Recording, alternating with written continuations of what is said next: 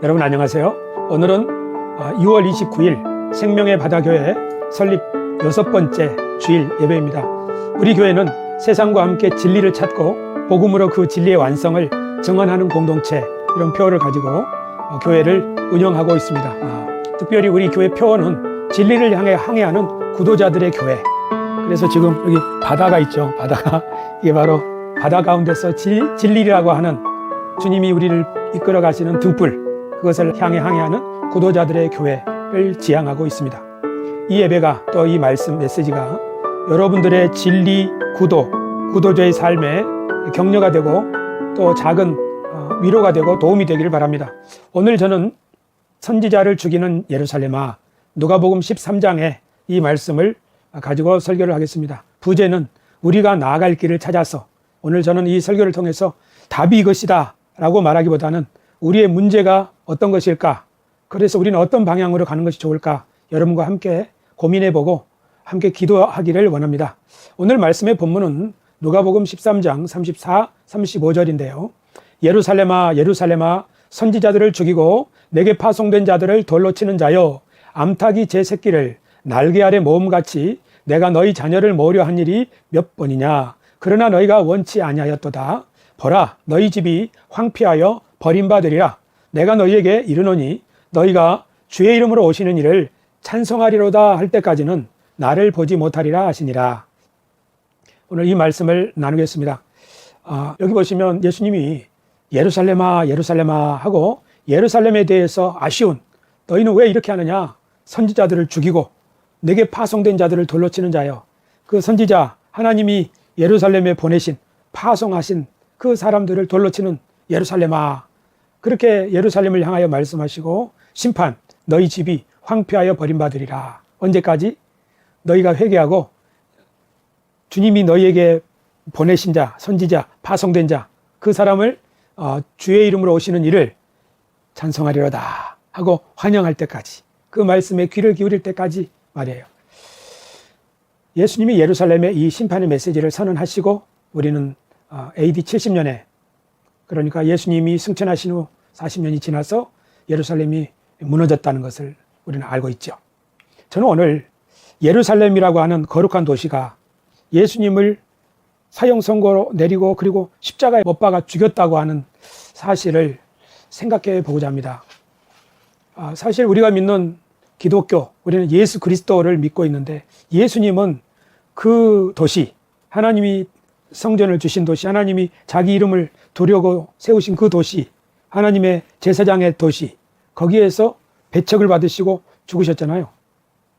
그런데 예수님만이 아니라 사도 바울도 나중에 예루살렘에서 체포돼 가지고 여러 번의 재판을 통해서 결국 죽게 되지요. 이 그림은 렘브란트가 그린 감옥에 갇힌 사도 바울입니다. 사도 바울도 사실 처음에는 예수 믿는 사람들을 박해하는 사람이었지만, 그것도 아주 강한 확신으로, 그래서 다메섹에 있는 그리스도인들을 체포하기 위하여 영장을 발부받아 가지고 가는 길이었잖아요. 그러니까 사울이었을 때 이 사람의 확신이라고 하는 건 정말 대단한 거죠. 그리고 그 확신은 사실 종교적인 열심에서 나온 거라는 걸 알 수 있어요. 마찬가지로 예수님을 사형 언도 내린, 예수님을 죽음에 넘긴 사람들, 그 사람들도 종교적으로 지도층에 있는 사람들이죠.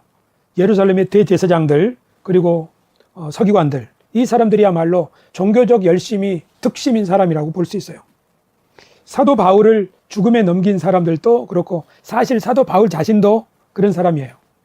저는 오늘 뭘 생각하기를 원하냐면, 왜 기독교회는 종교적인 열심이 있는 사람들이 선지자를, 주의 이름으로 파송을 받은 그 사람들을 돌로 치는가?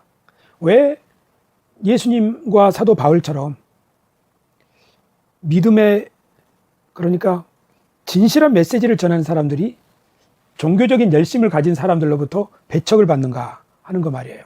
이것은 참 놀라운 일인데, 가만히 생각해 보면 500년 전에 마틴 루터도 종교적인 열심을 가진 기존에 있는 교회로부터 파문을 당하고 살해 위협을 당했다는 사실을 생각해 본다면, 기독교회는 아예 처음부터 예수님도 그렇고 사도 바울도 그렇고 루터를 비롯한 수많은 사람들이 기존에 있는 신앙이 화석화되고 생명력을 잃어버려서 하나님의 생명을 품을 수 없게 되었을 때 거기에 새순이 돋는 것처럼 개혁적인 그런 마인드를 가진 양심으로부터 우러나오는 그리고 하늘로부터 내려오는 그 말씀을 받은 사람들의 순교, 희생을 통해서 기독교회는 이어져 왔다고 볼 수 있어요.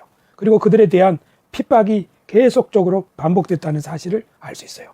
예수님이 예루살렘아 예루살렘아 하고 그에 대한 심판을 선고하셨지만 사실은 그로부터 또 시간이 지나서 사도 바울도 내 생명을 조금도 귀한 것으로 여기지 아니하노라 하면서 예루살렘으로 올라갔잖아요.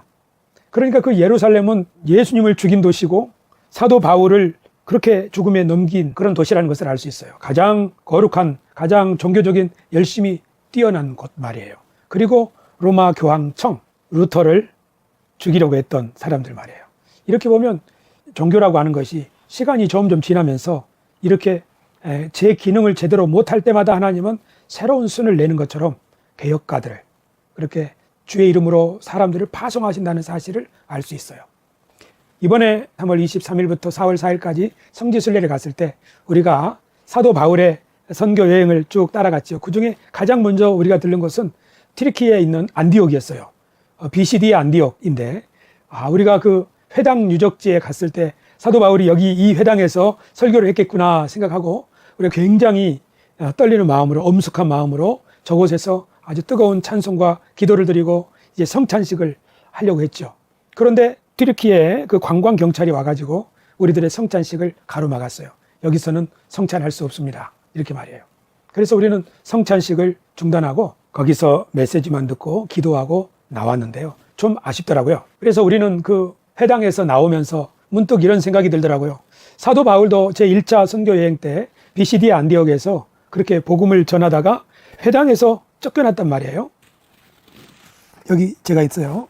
회당에서 쫓겨난 사도 바울.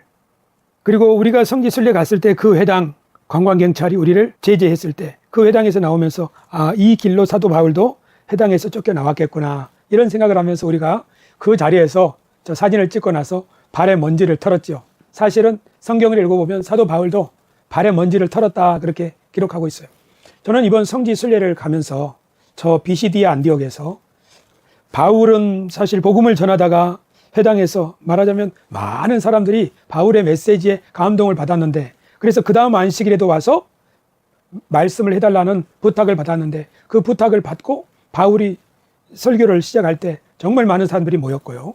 그런데 그곳에 어떤 일이 있었는가? 사도행전 13장을 읽어보면 그곳에 있는 유대인들이 그 귀부인들과 유력한 사람들 그러니까 비시디아 안디옥에 고위층에 있는 영향력 있는 사람들을 선동을 해가지고 바울을 쫓아냈다고 성경은 기록하고 있어요. 여기서 우리는 예루살렘의 지도자들이 예수님을 죽음에 몰아넣은 것과 비슷한 일이 일어난다는 사실을 우리는 생각해 볼 수 있죠. 그러면서 이번 성지순례에서 저는 왜 유대인들은 사도 바울이 회당 다니면서 복음을 전할 때 바울을 쫓아냈을까? 그것에 대해서 생각을 하게 됐는데 최근에 저는 톰 라이트가 쓴 갈라디아서 주석을 구입하고 또 그 강연을 들으면서 새로운 통찰을 얻게 되었어요. 사도 바울이 회당에서 쫓겨났을 때 그러니까 회당에 있던 유대인들이 왜 사도 바울을 그 회당에서 쫓아냈는가 하는 거 말이에요. 오늘 저는 이 주제를 말하려고 해요. 예수님이 예루살렘 지도자들에게 미움을 받고 죽임을 당하잖아요. 예수님은 왜 그렇게 됐을까요? 사실 예수님은 나쁜 짓을 하신 분도 아니고 도로 다니며 선한 일을 행하셨잖아요. 예수님은 사실 산상수훈에 있는 대로 하나님의 뜻을 그 백성에게 그대로 전한 거예요. 그런데 이 사람들은 예수님의 말씀을 받을 준비가 안 돼 있는 거죠. 왜 그래요? 이곳에 다른 것이 그 마음을 차지하고 있기 때문이죠. 예수님은 산상수훈에서 이렇게 율법을 정리하셨죠. 그러므로 무엇이든지 남에게 대접을 받고자 하는 대로 너희도 남을 대접하라. 이것이 율법이요 선지자니라. 예수님은 구약 성경에 있는 선지자들의 말씀 그리고 모세오경 그 말씀의 핵심을 그리고 그 정신을 그리고 그 율법에 있는 하나님의 마음을 이해하고 그리고 그 말씀이 우리의 양심에 부딪혀서 우리가 양심으로 그 말씀을 반응을 할 때 어떻게 해야 하는가를 풀어준 거예요. 그게 산상수훈이에요. 그래서 너희가 율법에 이런 말씀을 들었지만 율법에는 이렇게 기록되어 있지만 그 본뜻은 이것이다 하고 가르쳐준 거죠. 사실은 예수님의 이 일은 과거에도 그렇고 예수님 이전에도 그랬고 에스라처럼 또 예수님도 그렇고 이후에 오늘까지 그리고 오고 오는 모든 세대 사람들이 해야 될 일이 바로 이거예요. 뭐냐면 바울이 말한 것처럼 문자는 죽이는 것이요 영은 살리는 것이니 사람이 문자에 얽매이게 될 때 하나님의 뜻을 현실 속에서 행할 수가 없는 거예요. 하나님의 영은 문자에 잡히는 분이 아니고 건물에 갇히는 분이 아니죠. 사람에 매이는 분도 아니에요. 여호수아가 하나님의 군대 장관 앞에 바짝 엎드렸잖아요. 하나님의 백성들은 이게 필요한데 만약에 여호수아가 군대 장관 앞에 내가 여호와의 이 백성들을 인도하는 대장입니다. 내가 어떻게 해야 되는지 말해주시오. 하지만 나도 생각이 있는 사람이요. 이렇게 나갔다 하면 군대 장관이 여호와의 군대 장관이 칼로 여호수아를 뱄을 거예요. 하나님으로부터 보내심을 받은 자, 주의 이름으로 오시는 자의 말씀을 받을 수 없다 하면 예루살렘아 예루살렘아 너는 황폐하여지리라. 그러니까 예수님의 말씀을 이 바리새인들이 대제사장 유대의 지도자들이 받을 수가 없던 거죠. 예수님의 가르침은 백성들을 위태롭게 한다.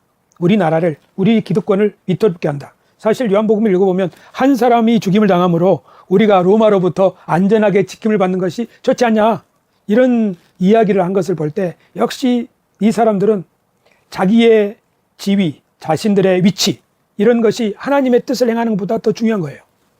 그러니까 언제 예루살렘이 황폐하게 되느냐, 언제 교회가 생명을 잃어가느냐 하는 것은 자기들의 지위나 규모나 현재 위치를, 재산을 지키기 위해서 하나님의 뜻에 대하여 귀를 기울이고 그 앞에 머리를 수그리기보다는 자신들의 기득권을 놓지 않으려고 할 때 그때 교회는 황폐화되기 시작한다는 것을 알 수 있어요.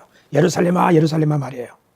예수님을 죽인 예루살렘은 바로 예수님의 메시지, 사람의 심령을 양심을 찌르는 그 메시지를 기쁨으로 받지 못한 거죠. 사실 모든 사람이 예수님을 배척한 건 아니에요. 예수님을 기쁨으로 환영한 많은 사람들이 있어요. 왜냐하면 그 말씀이 우리의 양심을 씻어주고 우리를 하나님 앞에 설 수 있게 이끌어주니까요. 이 외롭고 괴로운 마음을 하나님이 용서해 주시고 품어주시는 걸, 우리가 우리 죄를 자백하고 돌이키면 하나님이 회복해 주신다는 것을, 넓은 마음으로 품어주신다는 것을 깨닫게 되었을 때 많은 사람들이 그 말씀으로 예수님을 통해서 치유와 회복을 경험했지만 그것을 거부하는 예루살렘은 예수님을 죽이고 말았죠. 사실 사도 바울의 경우도 마찬가지예요. 사도 바울도 처음에는 완고하고 예수님을 따르는 사람들을 박해했지만 그 자기가 알고 있던 확신이 잘못이라는 걸 깨달았어요. 이건 놀라운 일인데요. 한 사람이 자기가 가지고 있는 생각이 잘못되었다고 하는 사실을 깨닫는다는 거, 이것이 우리 사람에게 있는 일이에요. 이거는 놀라운 은혜의 축복인데 사도 바울은 그것이 다메섹 도상에서 일어났죠. 그래서 그 이후로 내가 예수님을 믿는 사람들이 가르치는 저 도가 우리 유대인들을 위태롭게 하는 줄 알았더니 이 도야말로 이 시대를 향한 하나님의 뜻이로구나 하고 하나님의 비밀의 경륜을 깨달았다고 말하는 거죠. 그 말씀이 에베소서 3장에 있는데요. 영원부터 만물을 창조하신 하나님 속에 감추었던 비밀의 경륜이 어떠한 것을 드러내게 하려 하심이라. 그렇게 하려고 나를 택하셨다는 것을, 나의 생각을 깨뜨리셨다는 것을 지금 고백하는 거예요. 이는 이제 교회로 말미암아, 여기 교회로 말미암아 하는 것을 주목해 보면 이 시대에 예루살렘에 저 유대인 공동체가 있죠. 또 곳곳마다 회당이 있죠. 그런데 지금 말하는 거예요. 교회로 말미암아 하늘에서 정사와 권세들에게 하나님의 각종 지혜를 알게 하려 하심이니, 교회를 통해서 이제 하나님이 새로운 뜻을 펼치신다는 거죠. 그 뜻은 유대인과 이방인들이 예수 그리스도 안에서 한 가족이 되고 함께 아브라함의 기업을 상속하는 거예요. 그러니까 이것을 유대인들이 받아들일 수 없는 것은, 유대인들은 혈통적으로 아브라함의 자손이라야 그래야 아브라함의 기업을 잇고 우리와 함께 교제할 수 있는 것이지 이방인들이 어떻게 하는 거예요. 그러나 하나님께서는 예언자들의 예언이 때가 참에 예수 그리스도를 통하여 이제는 모든 세상 사람들에게 구원의 길을, 또는 모든 세상 사람들을 하나님 앞으로 불러 모으기 위하여 새 일을 행하신 거예요. 그것이 새 출애굽이고 새 창조고 그렇게 설명하는 건데, 사도 바울은 이것을 깨달은 거예요. 때가 찼구나. 때가 차서 하나님께서 자기 아들을 여자의 후손으로 나게 하시고, 그리고 율법 아래 있는 자들을 성령하시고 율법 밖에 있는 자들을 성령하셔서 우리를 이제 만민을 구속하시는 하나님의 예언을 성취하시는구나. 이것은 자기도 몰랐기 때문에 여기 말하는 비밀의 경륜이라고 말하는 거예요. 이것을 전하기 위해서 사도 바울은 회당 다니면서 유대인들을 일깨워줬죠. 사도 바울의 의도는 그런 거였을 거예요. 여러분, 나도 잘 몰랐는데 그 부활하신 주님을 만나고 보니까 하나님의 뜻이 이것이에요. 내가 돌이켜서 성경을 연구해 보니까 예언자들의 말씀은 바로 그리스도를 통해서 성취되고 이 그리스도 안에서 이제 새로운 교회, 에클레시아, 하나님의 백성도 공동체가 아브라함의 유업을 잇는 거예요. 여기에는 유대인만 오는 것이 아니라 이방인도 함께하는 것이라고요. 이제 차별할 수 없고 함께 한 가족으로 하나님의 상속자가 되어서 이제 만민에게 구원의 길이 열린 거예요. 아브라함에게 너로 말미암아 천하 만민이 복을 받으리라. 이스라엘에게 일어나라 빛을 발하라. 열방이 내 빛으로 나오리라 하던 그 말씀이 이제 예수님을 통하여 교회를 통하여 성취될 거라고요. 하나님의 예언이 우리 조상들에게 말씀하신 그 약속이 드디어 성취되는 때가 왔고요. 하나님 우리를 그리로 초대하시는데 우리 유대인들만이 아니라 예수 그리스도 안에서 이방인까지도 초청하여서 이제 바야흐로 만민을 구원하는 새로운 창조 역사가 시작되는 거라고요. 이 일에 우리 함께 합시다. 이렇게 전했을 때 바울의 말씀을 통해서 하나님을 사모하는 사람들은 기쁨으로 받아들였지만 여전히 자신들의 종교적 열심에 갇힌 사람들은 이 사람을 위험하게 본 거죠. 유대교를 무너뜨리는 전염병과 같은 사람이라고 사도 바울을 본 거죠. 여기서 우리는 예수님이 하나님의 말씀을 진리로 선포하셨을 때, 그리고 우리 시대를 향한 하나님의 뜻을 사도 바울이 전파했을 때 예수님의 말씀과 사도 바울의 말씀은 좀 달라요. 본질적으로는 하나님의 뜻을 행하는 것은 맞아요. 하지만 예수님이 산상수훈의 말씀을 통하여 율법을 재해석하여 하나님의 진실한 백성으로 하나님 앞에 그 백성들을 이렇게 이끌기 위하여 그들을 살리는, 그러니까 율법의 본뜻을 깨닫고 하나님께 충실한 백성들을 세우기 위하여 가르치셨다고 한다면, 사도 바울은 예수님과 같이 율법, 선지자들의 그것의 본뜻을 가르쳤지만 사도 바울의 핵심 강조점은 뭐냐면은 이 일을 유대인만이 아니라 이방인도 같이 하는 거라고요. 이렇게 전했던 거예요. 그러니까 그거를 사도 바울이 깨닫고서 증거했을 때 유대인들은 아직 이것을 받아들일 수가 없었던 거예요. 그래서 사도 바울을 위험한 사람이라고 회당에서도 쫓아내고 예루살렘에서는 체포해서 어떻게 해서든지 사도 바울을 죽이기 위해서 그렇게 애를 썼죠. 우리가 지난주에 배운 것처럼 말이에요. 저는 시대마다 하나님의 뜻, 그 시대를 향한 하나님의 뜻이 조금씩 다르다고 생각해요. 본질적으로는 똑같지만, 예를 들면 루터가 종교개혁할 때 그때 루터에게 비춰진 하나님의 뜻은 뭐였어요?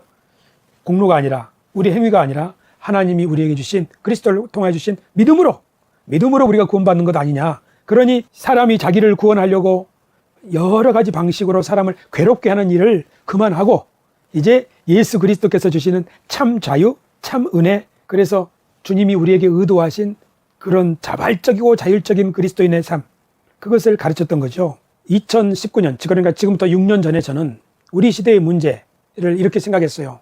우리 시대의 기독교회가 넘어야 할 산. 그래서 한 6번 정도 설교를 했는데요.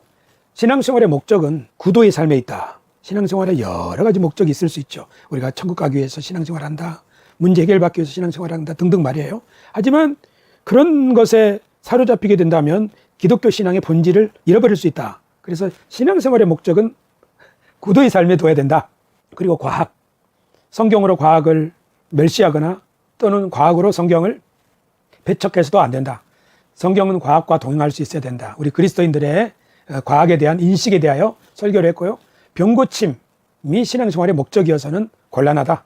그리고 내세천국 사상이 무엇을 왜곡시키는가. 그리고 지금과 같은 다종교 사회에서 종교의 본질은 결국 평화와 상생, 공존을 모색하는 종교여야 한다 하는 내용을 설교를 했고요. 그리고 우리들의 삶이 어떤 의미가 있는 것이냐 할 때 그것은 하나님이 이 세상을 경영하시고 새롭게 창조하시는 일에 우리를 동참하게 하시는 대리인으로서의 삶에 우리 인생의 목적이 있는 것이 아니냐 하고 기독교 신앙이 넘어야 할 산에 대해서 설교를 한 바 있습니다. 그로부터 6년이 지났습니다. 그래서 저는 다시 한번 오늘 이 시점에서 특별히 예루살렘에 대한 주님의 심판 선언을 생각하면서 오늘 우리가 어떤 메시지에 또는 우리의 삶을 어떻게 반추해야 될 것인가를 생각해 봤습니다. 이게 뭡니까? 이게 가죽부대예요. 새 포도주는 새 부대에 넣어야 할지니라 할 때 가죽부대는 저렇게 생긴 거예요. 여기서 말하는 가죽이라고 하는 것은 짐승의 가죽이죠. 예수님의 따끈따끈한 말씀을 그들이 받을 수가 없어서 그들의 가죽이 터져버렸다고도 볼 수 있는 거죠. 그래서 예수님께서는 예루살렘이 황폐하게 되리라 그렇게 말씀하신 거죠. 저는 이 예루살렘이 황폐하게 되리라 하는 이 말씀이 우리 예루살렘에만 해당되는 것인가 아니면 교회에게도 해당되는 것인가. 우리는 지금 한국에서 기독교회가 점점 쇠퇴하고 오래전부터 우리는 유럽의 교회들이 텅 비어간다는 이야기를 했는데 사실은 지금 우리나라에서 일어나고 있는 일들이 아닌가 싶어요. 그러니까 사실 지금 주님께서는 이미 예루살렘이 황폐하게 되리라 하는 이 메시지를 한국 교회가 황폐하게 되리라 하는 그런 메시지를 이미 전하신 건 아닐까, 그런 생각을 해보는 거예요. 그렇다면 우리 시대에 주님이 이렇게 우리에게 말씀하신다면 어떻게 회개를 해야 될까? 우리에게 필요한 회개에 대해서 생각을 해봤어요. 이 말씀을 드릴 때 조금 조심스럽습니다. 왜냐하면 제가 하는 말이 자칫 한국 교회를 향하여 정죄하는 그런 메시지처럼 들리지 않을까 하는 거예요. 저는 정죄하려는 것이 아니라 저 자신이 과거에 계속 우리 한국 교회 안에서 성장했고 지금도 교회에서 목회자의 입장에 있으니까 사실은 저 자신을 돌아보는 마음으로 이 내용들을 생각하는 거예요. 그리고 특별히 최근에 교회를 사임하고 나서 교회 밖에서 교회를 생각하고 또 사임하는 과정에서 겪은 일들을 돌이켜 보았을 때 우리들의 문제가 무엇일까 하는 것을 이렇게 생각해 봤어요. 가장 먼저는 우리들은 그 번영주의, 그러니까 교회가 부흥하고 성장하는 것이 가장 중요하다 하는 생각이 목회자에게 그리고 일반 교인들에게 깊이 뿌리 내려 있는 것 같아요. 사실 우리 자본주의 사회에서 기업이든지 국가든지 경제 성장하고 하는 것이 중요하죠. 맞아요. 교회도 그럴 거예요. 하지만 교회는 성장하고 부흥하고 하는 그런 것보다도 더 먼저 관심을 기울여야 할 일이 우리가 무엇을 해야 할까? 우리를 향한 하나님의 뜻이 무엇일까? 하나님의 뜻을 진지하게 고민하기보다는 우리 현재 교회가 살 길, 우리들의 안위를 먼저 모색하다 보니까 여기서부터 모든 문제가 시작된 것 아닌가 하는 생각이 들어요. 예를 들면 교회가 크게 성장해 있으면은 거기 다니는 교인들이 굉장히 자부심을 갖는 거고, 목회자도 성장하는 교회 목회자들은 신령하고 능력이 있다, 그렇게 생각하는 그런 생각이 우리 전반에 사로잡혀 있는 것 같아요. 그런 상황이기 때문에 지금처럼 교인들의 숫자가 줄어드는 상황에서는 교회가 필사적으로 우리들의 교회의 안위에 가장 먼저 관심을 기울이다 보니까 여기에서 하나님의 뜻을 구하고 신앙의 본질을 생각하고 할 여유를 가지지 못한 거 아닌가. 그러다 보니까 점점 교회가 자기 방어적이 되는 거예요. 제 생각에는 우리 교회가 하나님, 교회도 주님의 것이고 우리의 운명도 주님의 것입니다. 사나 죽으나 주의 것이니 우리가 주님의 뜻을 따르겠습니다. 무엇을 하오리까 하고 주님의 뜻을, 우리들의 안위보다, 교회의 안위보다 주님의 뜻을 먼저 구했다면 주님이 교회들에게 더 강력하게 역사를 하실지도 모르겠어요. 그러나 우리 교회가 주님의 뜻을 구하기보다는 어떻게 하면 우리 교회가 살아남을 수 있을까, 성장할 수 있을까, 지켜질 수 있을까, 그렇게 하다 보니까 움츠러들고 방어적이 되고, 그리고 선민의식에 빠져서 이스라엘처럼 신자와 비신자를 그렇게 가르게 되죠. 이런 일은 저 안에도 있는 것 같아요. 예를 들면 이런 거예요. 하나님 사랑의 눈으로 너를 언제까지 바라보신다. 하나님 사랑의 눈으로 너의 작은 신음에도 응답하신다. 우리가 그런 찬송을 목 놓아 부르잖아요. 그렇죠? 그런데 그 하나님이 똑같은 사랑의 눈으로 사람들, 그러니까 교회 밖에 있는 사람들을 향하여서도 보시고 그들의 신음도 귀를 기울이신다 라고 생각해요? 그건 나에게는 쉬운 일은 아니었던 것 같아요. 왜냐하면 나는 하나님의 자녀니까 하나님이 우리들에 대해서는 특별하게 그렇게 생각하시지만 비신자들까지 그렇게 하실까라는 생각은 별로 안 했던 것 같아요. 이런 생각이 신자와 비신자를 나누는, 사실 하나님이 이스라엘을 택하시고 아브라함의 자손을 부르신 이유가 선민으로 구별하시기 위함이 아니라 그 구별의 목적이 세상의 중심에 두어서 세상 사람들을 이롭게 하려는 데 있었잖아요. 그러니까 정상적인 하나님의 백성들은 하나님이 선인과 악인에게 햇빛을 비춰주시고 의인과 또 죄인에게 똑같이 비를 내려주시는 것처럼 이 세상을 위하여 교회가 존재한다고 하는 그런 마인드를 가져야 되는데, 세상으로부터 교회를 지키기 위하여 또는 세상으로부터 사람들을 더 많이 건져내기 위하여 지금 우리의 위치가 그렇게 되어 있는 것 같아요. 이런 상황에서는 계속 세상과 우리를 이렇게 서로 떨어져서 놓고 생각하는 이 마인드, 이것이 지금 우리들을 황폐하게 만든 원인이 아닐까. 어쩌면 예루살렘에 있는 지도자들의 마인드도 그런 거일 거예요. 그래서 예수님이 천한 사람들과 함께 할 때 그들은 불편했던 것이죠. 사실 바울을 박해한 사람들도 마찬가지예요. 왜 너는 이방인들과 교제하려고 하느냐 하는 거죠. 그러니까 어쩌면 종교의 본질, 그러니까 종교의 문제의 본질은 선민의식에 있다는 것을 예수님 때도 그렇고 사도 바울 때도 그렇고 어쩌면 지금도 그렇고, 그런데 종교가 가장 왕성하게 일어날 때가 언제냐면은 교회가 자신들의 처지를 잊어버리고 세상 속에 들어가서 그 사람들과 함께 더불어 살면서 섬기려고 할 때예요. 아마 초대 교회가 그랬던 것 같아요. 그때는 언제냐면 그 양심에 성령이 진짜 충만하고, 그래서 하나님이 우리를 세상으로 보내신다는 믿음, 이 세상에 축복이 되게 하신다는 믿음, 확신, 그런 것이 가득할 때마다 교회는 세상을 건져내는 또는 축복이 되는 그런 곳이 되었고, 이런 생각이 딱 사그라들고 이제 점점 교회가 재산이 늘고 또는 자기들이 특별한 존재인 것처럼 이렇게 담을 쌓기 시작할 때마다 교회는 이 생명력을 잃어가고 낡은 가죽 부대가 되어서 더 이상 하나님이 역사를 하시지 않는, 그렇게 될 경우에 우리 역시 차별받는 사람들에 대한 공감과 연대를 보이기보다는 그들을 심판하고 배제하려는 태도, 그래서 그걸 가장 상징적으로 보여주는 사건이 작년 10월 27일에 광화문이나 여의도에서 차별금지법 반대 제정, 그것은 교회가 그 법 때문에 기독교회가 점점 위태해질 수 있다고 하는 두려움에서 나온 거예요. 사실 그것은 차별받는 소수자들을 배려하자는 것인데, 교회는 그것을 어떻게 해석하느냐면 많은 그리스도인들이, 많은 목회자들이 저것은 교회를 죽이려는 것이다, 이처럼 지금 교회가 두려움 가운데 있다는 사실을 보여주고 있는 것이죠. 우리에게 회개가 필요한 부분이 바로 여기에요. 나를 지키려고, 나를 특별한 존재로 생각하지 말고 나를 하나님께 내어 맡기고, 그리고 주님의 뜻이 나를 통해 이루어지기를 바라는 거 말이에요. 이 설교를 준비하면서 그 12월, 작년 12월, 그리고 또 1월, 그리고 지난 추웠던 시간 동안에 국회에서 국회의원들이 대통령에 대한 탄핵 소추를 의결할 때 얼마나 많은 사람들이 응원봉을 들고 나가서 외쳤어요. 이 사람들은 교회가 나간 게 아니라고요. 일반 시민들이에요. 그래서 저는 이것을 보면서 하나님이 주시는 진리의 빛은 교회에만 주시는 것이 아니고, 어쩌면 교회가 스스로 선민의식과 우월의식에 갇혀서 엘리 제사장처럼 그 진리의 빛이 희미해져 갈 때 하나님은 밖에 있는 사람들에게 그 빛을 비춰주시지 않는가. 성경에서 보면 여리고의 기생 라합, 상처나지의 하나님을 소문으로 들어 알았다고 하잖아요. 모압 이방 여인 룻 말이에요. 이런 사람들 다 하나님께서 그들에게도 은혜의 빛을 비추어 주시는 것, 그래서 고귀한 일들을 행하게 하신 것을 보면 이 응원봉의 혁명, 이것을 통해서 저는 지금 하나님이 하시는 일이 이런 일인가 보다.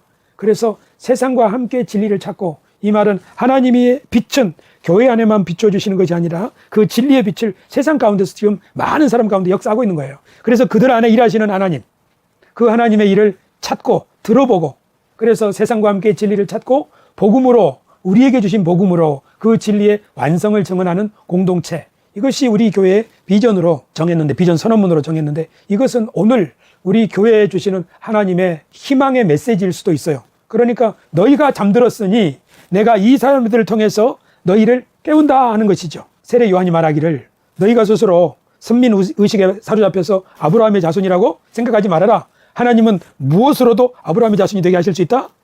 돌들로도 말이에요. 그러니 오늘 우리의 문제가 그거라는 거지요. 그래서 이 설교를 준비하면서 AI한테 물어봤어요. 야, 내가 이렇게 설교를 준비했는데 이 메시지에 따르면 앞으로 나는 어떻게 하는 것이 좋을까? 하고 물어봤더니 AI 챗 GPT가 뭐라고 가르쳤냐면 당신 설교는 이 시대에 적절한 것이 아니라 정말 시적절한 거 꼭 필요한 것이다. 다만 당신이 해야 될 일은 목회자로서 바운더리가 너무 좁기 때문에 사람들의 이야기를 자주 들어봐라. 일주일에 5사람과 만나서 그 사람들이 무엇을 기뻐하고 그들의 고민이 무엇인지를 자꾸 들어봐라. 말하려고 하지 말고 들어봐라. 그리고 봉사할 수 있는 길들을 찾아봐라. 맞아요. 세상과 함께 진리를 찾으려면 세상으로 가서 그곳에서 하나님이 어떻게 일하고 계시는지를 발견해야 될 것 아니에요. 그리고 그 일들에 하나님이 일하고 계시는 선한 일들에 대해서는 격려해주고, 고난받는 사람들은 위로해주고 일을 해야겠죠. 그러니까 지금 오늘 6번째 주일 예배지만 하나님이 우리를 점점 회복시키는 거라고요. 이것이 일종의 광야 수업이에요. 그래서 우리를 교회에서 쫓아내시고 교회에서 나와가지고 가정에서 예배를 드리면서 예루살렘이 황폐해가는 이 상황 속에서 어떻게 해야 될까 하는 그 실마리를 지금 우리들에게 일깨워주고 계시지 않냐. 그것이 뭐예요? 사람들에게 가거라. 사람들을 만나거라. 사람들에게 귀를 기울여라. 사람들을 위해서 할 일이 무엇인가를 찾아봐라. 동의합니까? 그래요. 오늘 저는 예루살렘, 선지자를 죽인 예루살렘이라는 예루살렘의 주님이 심판의 메시지를 전하셨고 선포하셨고, 또 사도 바울이 회당에서 쫓겨난 이 두 말씀을 묵상하면서, 그리고 제가 성지순례에 가서 BCD 안디옥에 회당에서 관광경찰에게 제지당한 그 경험을 통해서, 그리고 최근에 제가 교회를 사임한 이 사건을 통해서 어떻게 해야 될까? 만약에 지금 우리 교회에 대한 경고의 메시지를 하나님이 주신 거라면 우리가 어떻게 해야 될까 하는 것을 생각해 보았습니다. 이 한 주간 저는 조금 더 사람들에게 다가가고 또 사람들의 말에 귀를 기울이려고 합니다. 하나님이 제 눈과 걸음을 인도해 주시기를 바랍니다. 여러분은 어떻게 아시겠습니까? 오늘 저는 여러분과 함께 고민해 보기를 원한다고 말씀을 드렸습니다. 우리가 한국교회에 많은 염려를 하죠. 어떻게 해야 될까 고민도 하고 있고요. 저도 지금 그렇게 하고 있고 또 교회를 사임하고 나서 더 많이 그런 고민을 하는 거죠. 왜냐하면 새로 생명의 바다 교회를 시작했으니까요. 막상 제가 교회에서 나와서 이제 사역을 하려고 보니까 참 교회 안에서 성도들과 함께 지내는 것은 잘하지만 익숙해 있지만 그 외의 생각은 별로 못하고 살았구나 하는 것을 더 많이 뼈저리게 느끼게 되었어요. 그래서 오늘 설교를 통해서 저는 지금부터 해야 될 일이 이런 일이 아닐까 하고 조금씩 깨닫게 되었습니다. 하나님이 저를 이끌어 주시고 또 인도해 주신다고 생각합니다.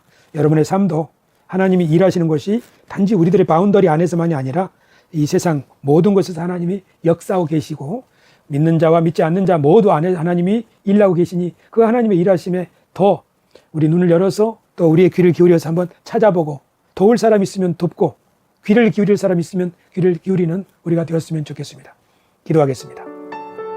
존귀하신 하나님 감사합니다. 생명의 바다 교회에 예배를 드리기 시작한 지 오늘 6번째 주일입니다. 한 주 한 주 설교를 통하여 우리를 향한 하나님의 뜻이 어떤 것인지를 깨달아 갈 수 있게 해주셔서 감사합니다. 오늘 말씀 속에서 우리에게 드러내 주신 하나님 그 뜻을 한 주간 동안 이제 따라 살 때 주님 인도하여 주시고 또 이끌어 주시고 그래서 하나님이 얼마나 놀랍게 일하시는지를 보고 기뻐하고 찬미할 수 있도록 이끌어 주옵소서. 예수님의 이름으로 기도드립니다. 아멘.